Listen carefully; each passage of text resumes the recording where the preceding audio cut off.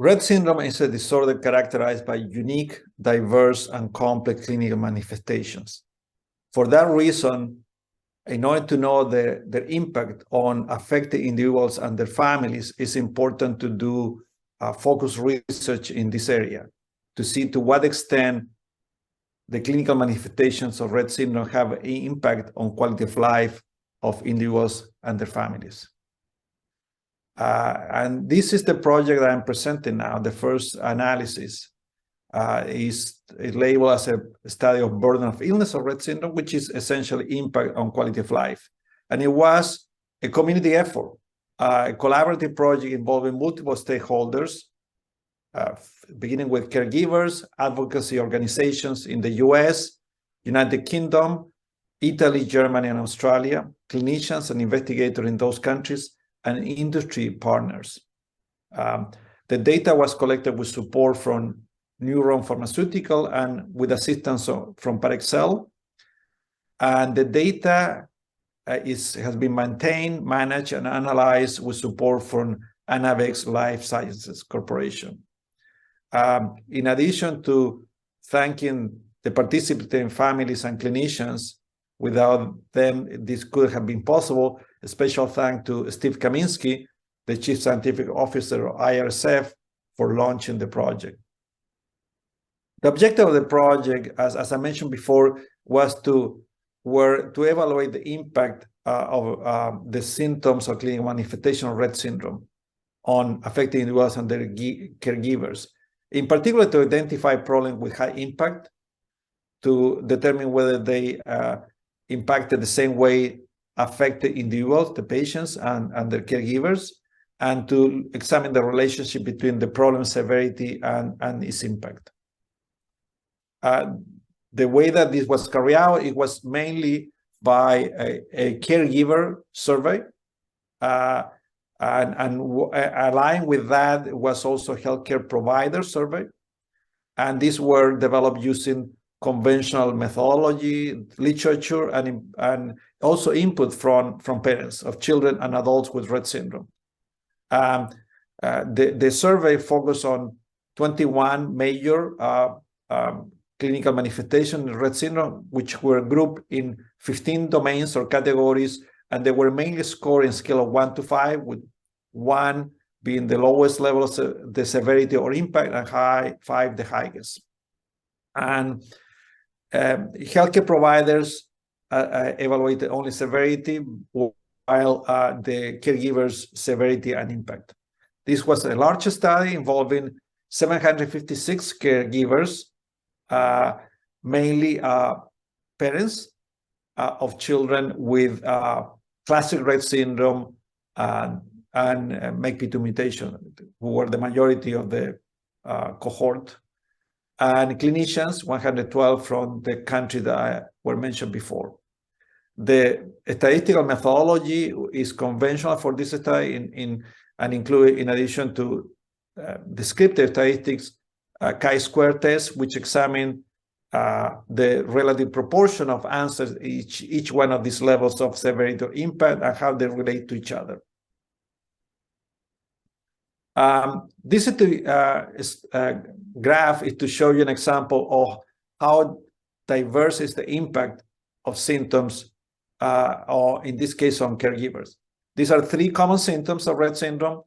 In blue, hyperventilation; in red, dystonia; and in yellow or orange, nonverbal communication. As you can see, they are distributed differently.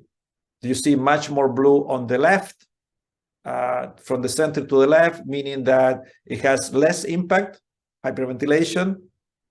In the middle, you have the reddish of dystonia. Most of the answers are centered around somewhat, which is the mid level of impact. And in contrast with this, the nonverbal communication is skewed or distributed more toward the right, meaning that it has a higher impact on the caregivers. So which problems or which clinical manifestation had were the most impactful, had the greatest impact on affected individuals and caregivers, were those related to the core features of the disorder. By core feature, we refer to those symptoms that are the one used to make the diagnosis of Rett syndrome, are distinctive characteristic. And those are communication impairments and fine and gross motor impairments, such as ambulation and hand function. And that's where you see the greatest concentration of 4. This table presents the data in a different way than the graph. The percentages that you saw before are grouped in 4 quartiles, meaning if the percentage was 0 to 25, it's a 1. If the percentage were 75 to 100%, were a 4, and in between 2 and 3. So when you see a lot of 4s and 3s, is that it has high severity or high impact. And that's what this red frame is highlighting here. Now, the second question is, who is most affected?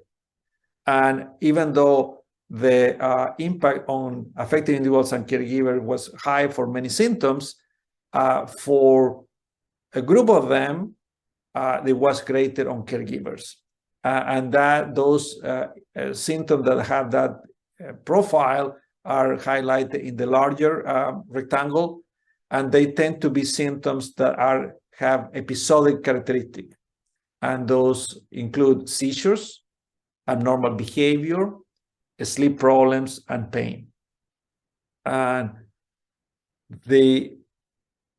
in addition to that, we examine what the relationship between problem severity and impact. And you can see, particularly in the lower part of the table, there are many severities that are 1 or 2, and they have higher numbers in terms of impact. And this is both for individual and caregivers. And this is what we identify as the main finding, that even mild to moderate problems have high impact. And this is one of the main outcomes of this analysis. So we can conclude that even mild severity impairment can place a disproportionate burden. In other words, they can have high impact, can affect quality of life of both affected individuals and in some cases, even more caregivers. Why this information is important? Because this information will help to develop and evaluate existing treatments. These treatments and care for patients with Rett syndrome should be guided not only by the clinician impression of severity of the symptom, but also by the impact that these symptoms have on the patients and their families, what really matters to affected individuals and their families. This was the first analysis of this data, and therefore is a big picture view, an overview of the data. We cover the entire age range, so we need to examine in the future whether this relationship, these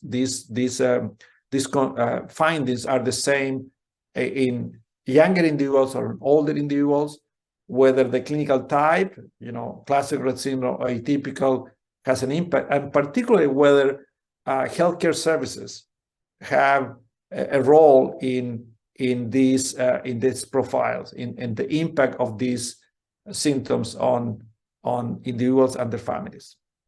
It has been a particularly gratifying project for me to participate because it represented a community effort in obtaining this very important data that can help to improve the quality of life of affected individuals, patients with Rett syndrome, and their families. Thank you.